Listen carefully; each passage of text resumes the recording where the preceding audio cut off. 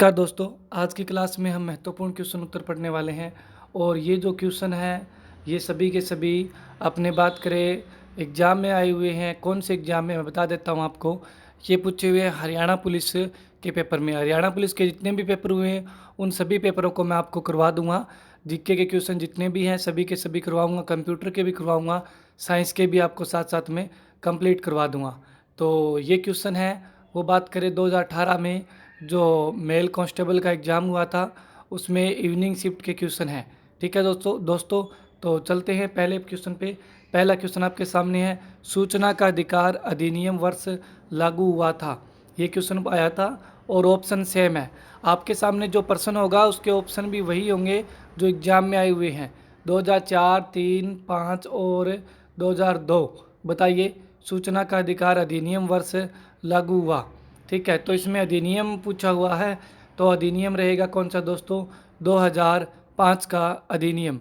ठीक है दोस्तों, इसका आंसर क्या होगा, 2005 का अधिनियम। मैं आपको बता देता हूँ, ये लागू हुआ था 2006 में पूर्ण रूप से, लेकिन अधिनियम था वो 2005 का था। इस तरह का ये क्वेश्चन एचएसएससी ने पूछा था जो मैंने आपको बताया है। आगे चलते हैं अगले क्वेश्चन पे। अगला क्वेश्चन आपके सामने स्क्रीन पे है। बताइए, ये भी एग्जाम में आया हुआ प्रश्न, सभी एग्जाम में आए हुए हैं। एक अपराध की जांच डॉट डॉट दोबारा की जाती है। एक अपराध की जांच डॉट डॉट दोबारा की जाती है। बताइए, किसके द्वारा अपराध की जांच होती है। ऑप्शन आपके सामने है ABCD और D। बताइए शाबाश, जल्दी जल्दी कमेंट कीजिए, वेरी गुड। तो इसका आंसर क्या होगा जी, इसका आंसर होगा पुलिस अधिकारी के द्वारा। किसके द्वारा, पुलिस अधिकारी के द्वारा। तो याद रहे, अपराध की जांच का काम है वो पुलिस अधिकारी करते हैं। ठीक है दोस्तों, FIR दर्ज करके। तो आंसर क्या हो जाएगा, आंसर हो जाएगा इसका C। ओके, अगला क्वेश्चन आपके सामने है स्क्रीन के ऊपर। बताइए, निम्नलिखित में से किसे हरियाणा लोक थिएटर का जनक कहा जाता है। किसे हरियाणा लोक थिएटर का जनक कहते हैं। बताइए, अली बख्श को, लक्ष्मीचंद को, दयानंद को और मुकेश यादव को। शाबाश, जल्दी जल्दी कमेंट कीजिए, हरियाणा लोक थिएटर का जनक किसे कहा जाता है। तो हरियाणा लोक थिएटर का जनक कहते हैं अली बख्श। वेरी गुड, जिनका अली बख्श आंसर आया है, ए आंसर आया, उन सभी का राइट है। अगला क्वेश्चन आपके सामने स्क्रीन पे है, हरित गृह प्रभाव का कारण क्या है। हरित गृह प्रभाव का कारण क्या है। बताइए, IR किरणें, सूक्ष्म तरंग किरणें, एक्स किरणें, रेडियो किरणें। तो ये आपके सामने ऑप्शन है। सेम क्वेश्चन हरियाणा पुलिस के पेपर में पूछा गया था। बताइए शाबाश, इसका आंसर। अभी तक जिसने चैनल को सब्सक्राइब नहीं किया तो प्लीज़ चैनल को सब्सक्राइब कर लेना और बेल आइकन भी दबा लेना ताकि टाइम टू टाइम आपके पास नोटिफिकेशन आता रहे। तो जी, इसका आंसर क्या होगा, इसका आंसर होगा IR किरणें। क्या आएगा आंसर, IR किरणें। आंसर हो जाएगा इसका A। अगला क्वेश्चन आपके सामने स्क्रीन के ऊपर। बताइए शाबाश, 1971 में भारत पाकिस्तान युद्ध में निम्नलिखित में से किसने परमवीर चक्र अपनी सेवाओं के लिए प्राप्त किया था। परमवीर चक्र किसे मिला था अपने 1971 की लड़ाई में। बताइए शाबाश, आपने बहुत बार पढ़ा होगा। तो जी, इसका आंसर क्या होगा, इसका आंसर होगा, शाबाश कीजिए कमेंट। जी हाँ, बिल्कुल, जिनका आंसर होशियार सिंह दैया है उन सभी का राइट है। आप मेरे को कमेंट करके बताओगे कि होशियार सिंह दैया सोनीपत ज़िले के कहाँ के रहने वाले थे। ठीक है, ये आप कमेंट करके बताओगे। अच्छा, एग्जाम में पूछा जाए हरियाणा का एकमात्र परमवीर चक्र विजेता तो होशियार सिंह आएगा। ठीक है दोस्तों, अगर पूछा जाए कि होशियार सिंह को कौन से युद्ध के लिए अपने परमवीर चक्र मिला था तो आप आंसर क्या लगा के आओगे, 1971 की लड़ाई में। मैं आपसे एक क्वेश्चन और पूछता हूँ, आंसर दीजिए कमेंट में। आपसे पूछा जाए कि बताइए 1999 कारगिल युद्ध, जो 1999 में कारगिल का युद्ध हुआ था उसके हीरो कौन थे। 1999 कारगिल युद्ध के हीरो कौन थे। शाबाश, दीजिए आंसर। तो बिल्कुल, ये क्वेश्चन आपके लिए मैं छोड़ के जाता हूँ। जी हाँ, बिल्कुल आपको आंसर देना है। तो इसका आंसर क्या हो जाएगा, होशियार सिंह दैया। अच्छा, अगला क्वेश्चन है आपके सामने, प्रथम गुटनिरपेक्ष सम्मेलन कब हुआ। अपने प्रथम गुटनिरपेक्ष सम्मेलन हुआ था, कहाँ हुआ था बताइए। आंसर दीजिए, न्यूयॉर्क में, दिल्ली में, बेंगलुरु में या फिर बेलग्रेड में। तो आंसर आपके सामने सभी के सभी हैं। शाबाश, दीजिए आंसर। तो इसका आंसर क्या होगा? बेलग्रेड में। तो जो प्रथम गुटनिरपेक्ष सम्मेलन है वो बेलग्रेड में संपन्न हुआ था दोस्तों। अगले क्वेश्चन पे चले। अगला क्वेश्चन है आपके सामने स्क्रीन के ऊपर। गेहूं की गुणवत्ता खालिस्तान के कारण होता है। गेहूं की गुणवत्ता खालिस्तान डॉट डॉट के कारण होता है। बताइए गेहूं की गुणवत्ता के बारे में। आपके सामने ऑप्शन स्क्रीन के ऊपर दिए गए हैं। शाबाश। तो इसका आंसर क्या होगा? ग्लूटेन। आंसर बी होगा राइट। क्या आंसर राइट होगा? बी। अगला क्वेश्चन आपके सामने स्क्रीन पे। वह कार्य जो भारत के चुनाव आयोग के द्वारा नहीं किया जाता है। चुनाव आयोग के द्वारा कार्य नहीं किया जाता है, आपको बताना है। और मैं आपको बता दूं, चुनाव आयोग के बारे में आपको कंप्लीट अच्छे से डिटेल से पता होना चाहिए, क्योंकि हर बार यहाँ से एग्जाम में प्रश्न पूछे जाते हैं। तो जी, चुनाव की अधिसूचना जारी करना ये कार्य भी चुनाव आयोग का है। चुनाव नामावली तैयार करना है, अभ्यर्थियों का नामांकन है, आचार संहिता लागू करना है। तो इसका आंसर हो जाएगा सी, अभ्यर्थियों का नामांकन। जो नामांकन वाला कार्य है वो चुनाव आयोग नहीं करता, बाकी कार्य चुनाव आयोग करता है। इसके अलावा और चुनाव आयोग के कार्य बता देता हूँ आपको। चुनाव आयोग बात करें चुनाव की डेट निर्धारित करना, इसके अलावा हम बात करें आचार संहिता हो गया, और जो 48 घंटे पहले चुनाव प्रचार पर रोक लगाता है वही चुनाव आयोग का कार्य है।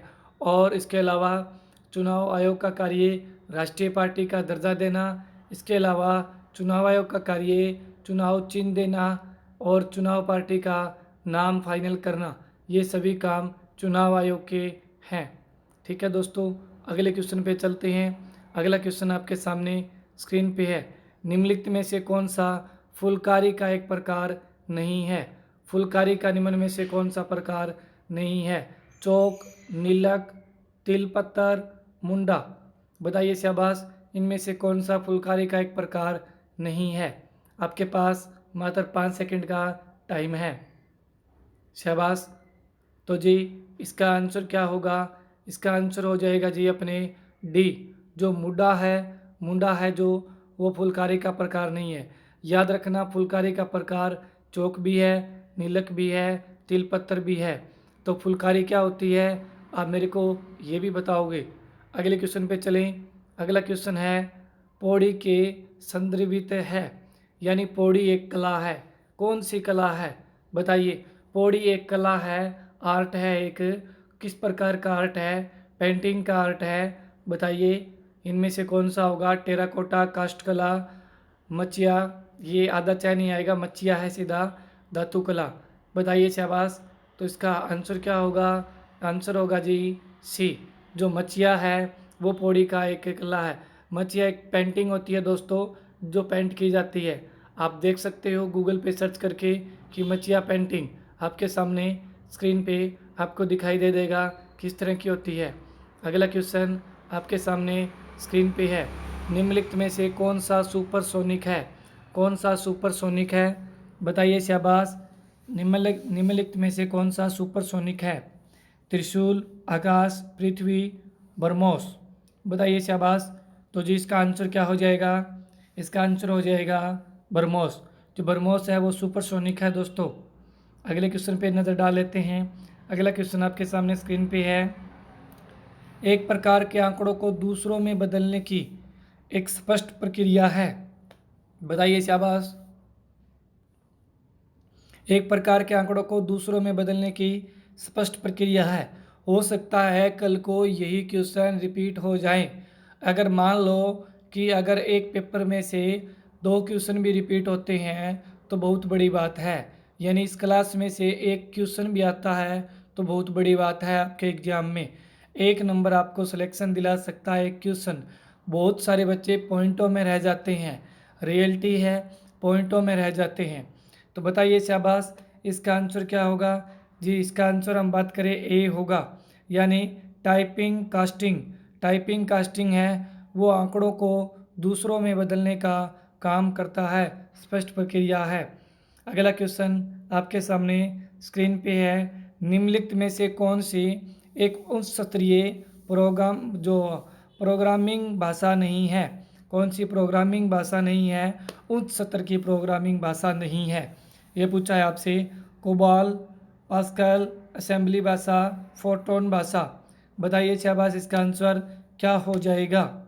हाँ जी, उच्च स्तरीय प्रोग्रामिंग भाषा नहीं है, तो इसका आंसर हो जाएगा जी सी, असेंबली भाषा।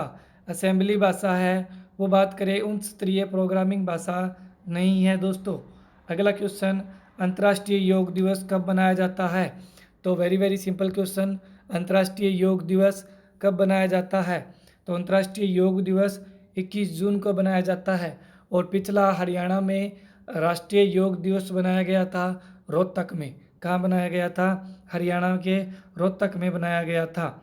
ठीक है दोस्तों, भारत में कहाँ बनाया गया था ये भी कमेंट करके बताओगे। अगला बात करें हम, बंगाल की खाड़ी में जल में लवणता का कारण है, यानी बंगाल की खाड़ी में जो लवणता के कारण है जल के अंदर, वो क्या है? बताइए, आपके सामने ऑप्शन है चारों के चारों। तो क्या करके आओगे एग्जाम में इस तरह का क्वेश्चन आ जाए? तो इसका आंसर होगा जी नदी के जल का अंतरण।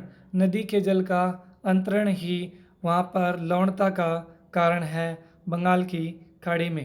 क्वेश्चन नंबर 16 आपके सामने है, जुगाली करने का अमावस्या कितने भागों में बंट जाता है? जुगाली करने पर अमावस्या कितने भागों में बंट जाता है? 4 भागों में, 5 भागों में, 3 भागों में, 2 भागों में। बताइए, जब जुगाली की जाती है पशुओं के द्वारा तो अमावस्या है वो कितने भागों में बंट जाता है? तो जी इसका आंसर क्या होगा? शाबाश, मात्र 3 सेकंड का टाइम है। हाँ जी, आपका टाइम होता है कंप्लीट। आंसर क्या होगा? आंसर होगा ए, 4 भागों में। कितने भागों में? 4 भागों में। अगला क्वेश्चन आपके सामने स्क्रीन पे है, एक आरोप डॉट डॉट दोबारा बनाया जाता है, यानी कोई भी आरोप हो वो किसके द्वारा बनाया जाता है? एक तो देखो, पीछे आपसे पूछा गया था पुलिस के बारे में क्वेश्चन कि अपराध की जांच कौन करती है? पुलिस करती है। एक ये आ गया, एक अपराध के द्वारा बनाया जाता है। तो मैं आपको एक वीडियो ऐसी अवेलेबल कराऊंगा जिसमें अपराध के बारे में, पुलिस के बारे में, अच्छे से कानून व्यवस्था के बारे में जो धाराएं होती है इंपॉर्टेंट, वो मैं आपको एक वीडियो में कंप्लीट करवा दूंगा दोस्तों। तो इसका एक आरोप डॉट डॉट दोबारा बनाया जाता है, तो वो बनाया जाता है अभियोग पक्ष के द्वारा। ठीक है, अभियोग पक्ष के दोबारा एक आरोप बनाया जाता है। ओके दोस्तों, क्वेश्चन नंबर आपके सामने 17 है, भारतीय संविधान में वह संशोधन जिसने मतदान की आयु 21 वर्ष से घटाकर 18 वर्ष कर दी थी। 21 वर्ष से घटाकर 18 वर्ष कर दी थी, कौन सा वो संवैधानिक संशोधन था? बताइए कौन से नंबर का था? जी बिल्कुल, 61वां संवैधानिक संशोधन था। और ये 61वां संवैधानिक संशोधन कब हुआ था? ये जी हुआ था 1989 में, 1989 में हुआ था दोस्तों। 21 वर्ष से 18 वर्ष कर दी गई वोट डालने की आयु, मत देने की आयु। अगला क्वेश्चन आपके सामने स्क्रीन पे है, बताना है आपको आंसर इसका। केवल शुद्ध आभासी पर कार्य वाला वर्ग डॉट डॉट कहलाता है। केवल शुद्ध आभासी पर कार्य वाला वर्ग क्या कहलाता है? आधार वर्ग, बताइए सार वर्ग, और व्युत्पन्न वर्ग, और अनुवांशिकी वर्ग। शाबाश, दीजिए आंसर। तो जी इसका आंसर क्या होगा? इसका आंसर होगा, बात करें हम सी, सार वर्ग। क्या आंसर होगा? सार वर्ग। क्वेश्चन नंबर 20 आपके सामने स्क्रीन पे है, निम्नलिखित में से कौन सा पाइथन में एक कुंजी शब्द नहीं है? पाइथन में एक कुंजी शब्द नहीं है, निम्न में से कौन सा पाइथन में एक कुंजी शब्द नहीं है? ट्राई है, एक्सपेक्ट है, पास है, इनमें से कोई नहीं है। बताइए, पाइथन में एक कुंजी शब्द नहीं है। तो शाबाश, कंप्यूटर का क्वेश्चन आ गया आपके सामने। तो जिसका आंसर क्या होगा? इनमें से कोई नहीं, यानी सभी के सभी पाइथन में एक कुंजी के शब्द हैं। ठीक है, ट्राई भी है, एक्सपेक्ट भी है, और पास भी है। तो इनमें से आंसर कोई नहीं राइट रहेगा। अगला क्वेश्चन, ये सभी क्वेश्चन HSSC ने आंसर इनके दिए हैं, वो बता रहा हूँ मैं आपको। 2003 में USA द्वारा इराक पर आक्रमण करने के लिए प्रयुक्त एक कूट नाम था, यानी कूट नाम कई बार हम देते हैं ना, जैसे बात करें भी किसी को देखकर हम बोल देते हैं कि ये ऐसा है वैसा है, या कोई काम करना हो किसी पर, मान लो कोई ऐसा काम करना हो कि आवाज़ देते ही हम कई बार जैसे मान लो वीडियो बनाते हैं तो इशारा कर देते हैं या कुछ बोल देते हैं तब स्टार्ट हो जाती है, वही मान लो एक कूट नाम होता है। तो कौन सा था? तो वो था जी अपने ऑपरेशन इराकी फ्रीडम। क्या नाम था? Operation Iraqi freedom. आंसर हो जाएगा इसका बी। अगला क्वेश्चन, गुड़गांव का कार्तिक कार्तिक सांस्कृतिक उत्सव डॉट डॉट के द्वारा प्रसारण लक्षित है। ये क्वेश्चन भी एग्जाम में आया हुआ है। गुड़गांव में कार्तिक सांस्कृतिक उत्सव बनाया जाता है जो प्रसारण लक्षित है।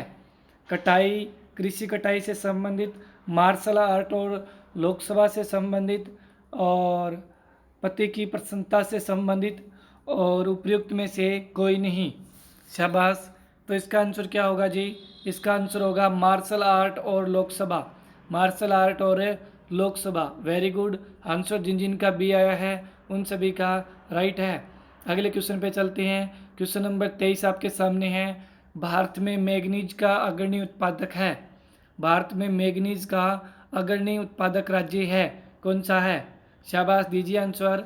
अभी तक भी जिसने चैनल को सब्सक्राइब नहीं किया तो चैनल को सब्सक्राइब कर लेना, और वीडियो कैसी लग रही है लाइक भी कर देना। मैं देखता रहता हूँ कि लाइव तो चलते रहते हैं 60-70 और लाइक होते हैं 15-20 मुश्किल से, पता नहीं वो भी कैसे भूल के कर देते हैं।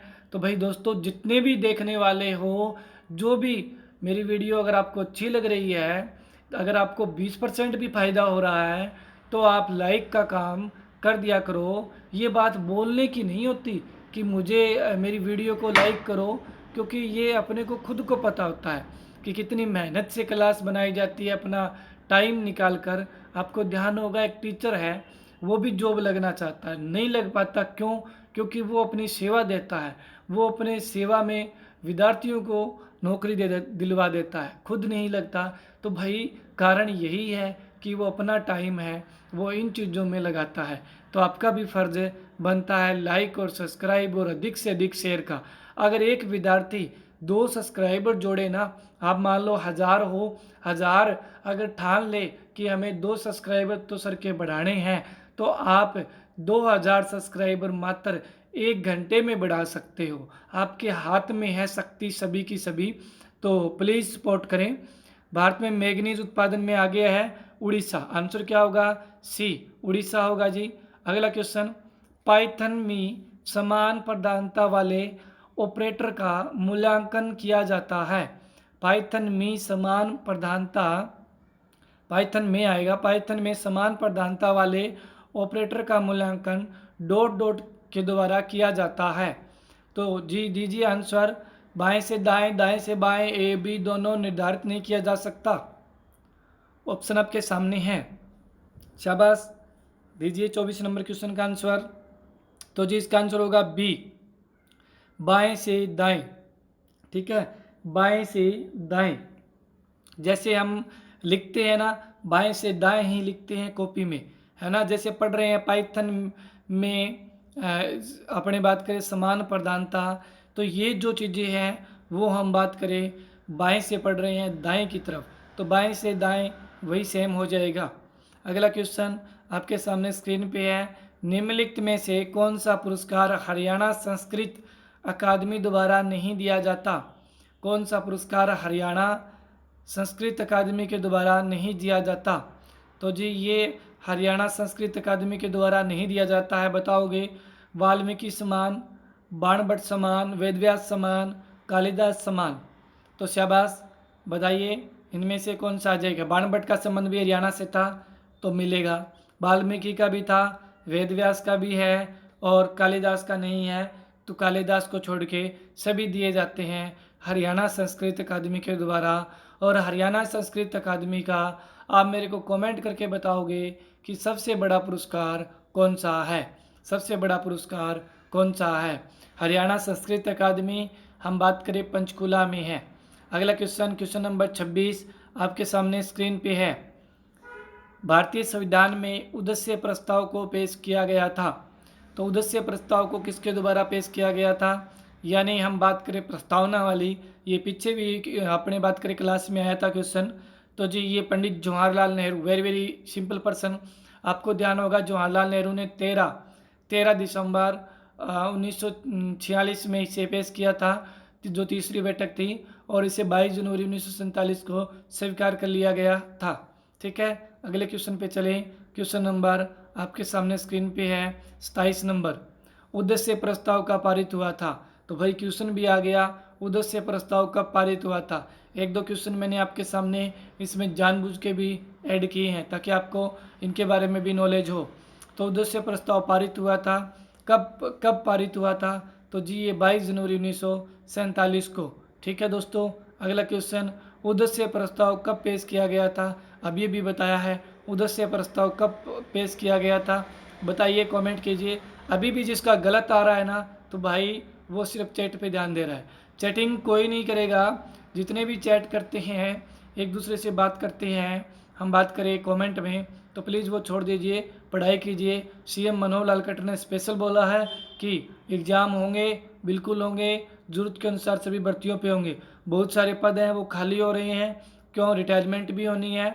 ठीक है, अभी जैसे साल समाप्त होगा उसके दौरान भी बहुत सारी होगी, यानी भर्तियों का पिटारा आने वाला है 2021 में। और 2020 के अंदर जितनी भी भर्तियां हैं, ग्राम सचिव पटवारी, कैनल पटवारी, उन सभी के एग्ज़ाम हो जाएंगे, पक्का है, अगर कोरोना 1-1.5 महीने के अंदर पूर्ण रूप से समाप्त हो जाता है तो। ठीक है दोस्तों, अगले क्वेश्चन पे आंसर क्या हो जाएगा, 13 दिसंबर 1946 बी। क्वेश्चन नंबर 29 आपके सामने है, भारतीय संविधान की पहली बैठक में महिलाओं की संख्या कितनी थी। बताइए, दिमाग हिला देगा ये क्वेश्चन आपका।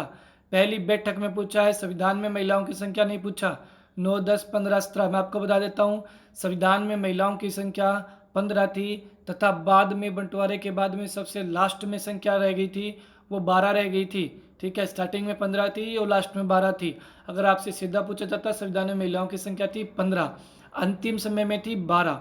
ठीक है, अगर आपसे पूछ लीजिए पहली बैठक में कितनी थी, तो आंसर क्या रहेगा जी दोस्तों, आंसर रहेगा 9। कितनी थी, 9। वेरी गुड, अगले क्वेश्चन पे चलें। अगला क्वेश्चन है, संविधान सभा कैसे निर्मित होती हुई थी। संविधान सभा कैसे बनी थी, आपके सामने वेरी वेरी सिंपल क्वेश्चन। और बताइए संविधान सभा कैसे बनी थी। ये क्वेश्चन थोड़ा सा आपको हिला देगा। निर्वाचित थी, मनोनीत थी, निर्वाचित और मनोनीत दोनों थी, संख्या के आधार पे थी। बताइए इनमें से आंसर कौन सा होगा, कैसे बनी थी। तो आप कहोगे जी संख्या के आधार पे थी, तो संख्या के आधार पे थी 10,000, हम बात करें 10 लाख जनसंख्या के आधार पे संविधान सभा के सदस्य बनाए गए थे। लेकिन संविधान सभा में इसमें क्वेश्चन पूछा हुआ है कैसे बनी थी, तो संविधान सभा बनी थी, जो बनी थी वो निर्वाचित और मनोनीत दोनों थी। आंसर क्या हो जाएगा, सी, निर्वाचित और मनोनीत दोनों थी। याद रहे, बहुत इंपॉर्टेंट है। अगर आपसे पूछा जाता संविधान सभा के सदस्य किस आधार पे अपने बात कर निर्वाचित या मनोनीत किए गए थे, तो हम जनसंख्या के आधार पे आंसर देंगे, लेकिन इसमें निर्वाचित और मनोनीत दोनों थे। ठीक है, अगला क्वेश्चन आपके सामने स्क्रीन पे है, संविधान सभा की पहली बैठक कब हुई थी। तो वेरी वेरी इजी क्वेश्चन, संविधान सभा की पहली बैठक 9 दिसंबर 1946 को। क्वेश्चन नंबर अगला, वैश्विक गरीबी खत्म करने का काम किसने किया। जो गरीबी, वैश्विक गरीबी थी, उसको खत्म करने का काम किसने किया था, बताओगे। अमर्त्य सेन ने किया था, अभिजीत बनर्जी ने किया था, महात्मा गांधी ने किया था, डॉक्टर भीमराव अंबेडकर जी ने किया था।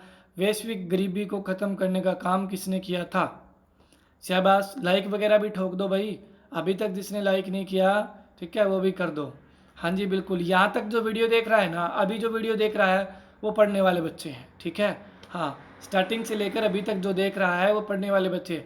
अब मैं कहता हूँ कि आपके पास टाइम है, वीडियो की स्पीड बढ़ा के ख़त्म होने के बाद देख लिया करो। ठीक है, और इसकी पीडीएफ के लिए आप हमारे टेलीग्राम लिंक पे जा सकते हो, टेलीग्राम लिंक नीचे अवेलेबल दिया गया है। और आपको मैं शाम को डेली 9 बजे क्लास इसी तरह की, जो कि बात करें जुड़ी हुई पिछले एग्जाम में हरियाणा पुलिस में, देखो हरियाणा पुलिस के बहुत सारे पेपर जो हैं वो मेरे पास पड़े हैं। जैसे मैं बात करूं अपने जो 23 दिसंबर को मेल और फीमेल, मेल का पेपर हुआ था यानी पुरुषों का, जो उसमें 2 शिफ्ट है, फीमेल का भी है और एसआई का भी है। 2016 में भी एग्ज़ाम हुए थे, वो भी सभी है। कम से कम आपके सामने 10 वीडियो बनाऊंगा जो कि आपको शाम को 9 बजे मिलेगी।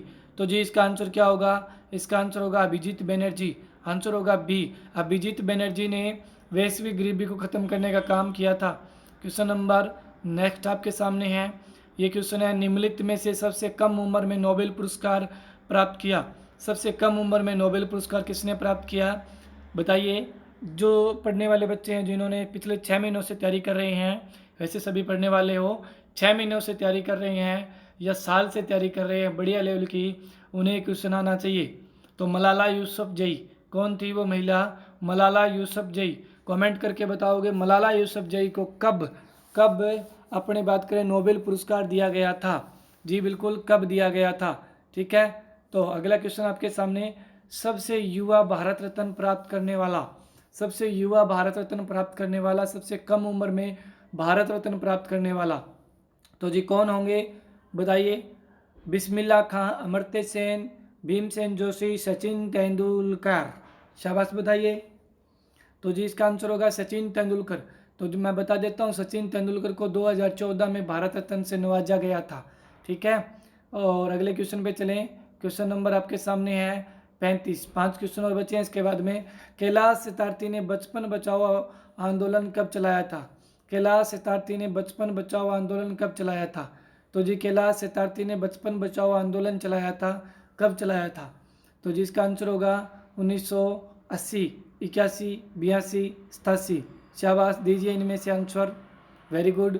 तो कैलाश सत्यार्थी ने बचपन बचाओ आंदोलन चलाया था, वो चलाया था 1980 में। कब चलाया था, 1980 में, 1980 में। ठीक है, कैलाश सत्यार्थी, बचपन बचाओ आंदोलन किससे संबंधित है, कैलाश सत्यार्थी से संबंधित है, बच्चों के लिए।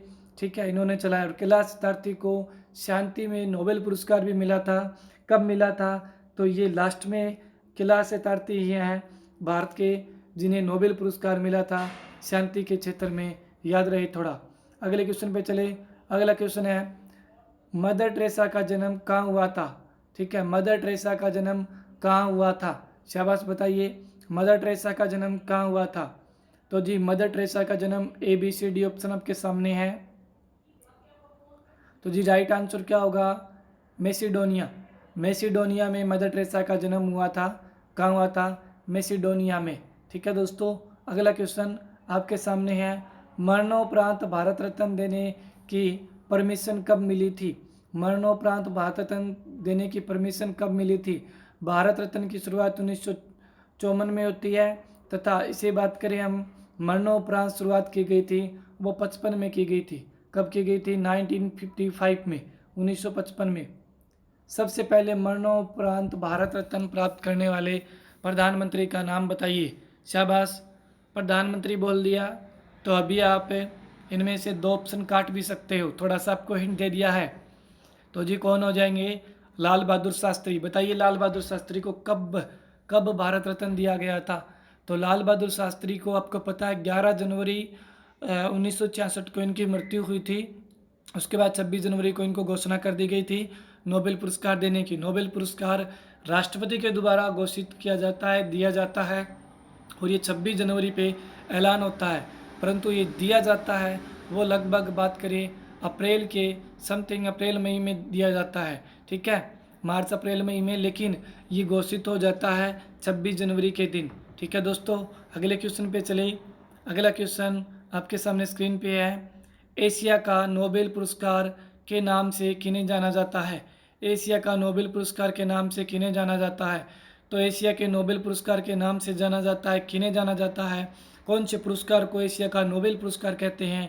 शाबाश। इसके बाद लास्ट क्वेश्चन आएगा, तो अभी भी जिसने चैनल को सब्सक्राइब नहीं किया तो सब्सक्राइब कर लेना। ये बात मैं बार बार बोलता हूँ, अच्छी नहीं लगती, आप भी समझदार होंगे। और हाँ दोस्तों, आप ज़रूर 2-2 सब्सक्राइबर करवाओगे पढ़ने वाले बच्चों से। ठीक है, आप कहोगे जी हम मिलते ही नहीं किसी से, कैसे करवाएंगे। आप व्हाट्सएप पे भेज दीजिए, कह दे भाई पक्का सब्सक्राइब कर ले इस चैनल को। और सब्सक्राइब से नहीं, देखना भी है। तो मैं उम्मीद करूँगा कि आज रात को जब मैं सुबह देखूँ इसमें सब्सक्राइबर, तो कम से कम मेरे को 16,000 तो आराम से दिखने ही चाहिए, क्योंकि वो तो होने वाले हैं। अभी 16,000 सब्सक्राइब, 10 ही सब्सक्राइब कम है। लेकिन हम बात करें कल, ये 16,000 से 200-300 सब्सक्राइबर ऊपर होने चाहिए। ठीक है, उम्मीद रखूँगा। तो ये कहते हैं रमन मैग्सेस अवार्ड को, रमन मैग्सेस पुरस्कार को कहा जाता है, माउंट एवरेस्ट पर विजय पाने वाला प्रथम महिला कौन थी? माउंट एवरेस्ट पर चढ़ने वाली प्रथम महिला बताइए शाबाश। तो माउंट एवरेस्ट पर विजय पाने वाली प्रथम महिला कौन थी? बछेंद्री पाल, संतोष, जुको तोबेई, आरती शाह। शाबाश। तो जी जिनका बछेंद्री पाल है उनका सभी का गलत है। राइट आंसर रहेगा जुको तोबेई। जुको तोबेई ने 1975 में सबसे पहले माउंट एवरेस्ट पे फतेह करने वाली महिला के रूप में अवार्ड हासिल किया था और ये मतलब पहली महिला बनी थी। जबकि बछेंद्री पाल 1984 में 1984 में माउंट एवरेस्ट पे चढ़ी थी। ठीक है दोस्तों, आप कमेंट करके बताओगे कि बछेंद्री पाल भारत के कौन से राज्य की रहने वाली है तथा जुको तोबेई कौन से देश की रहने वाली है। ठीक है, अगर भारत की पहली महिला पूछे तो बछेंद्री पाल आंसर करोगे। ठीक है दोस्तों, तो मिलते हैं अगली क्लास में। Ram Ram, goodbye, good night और नमस्कार।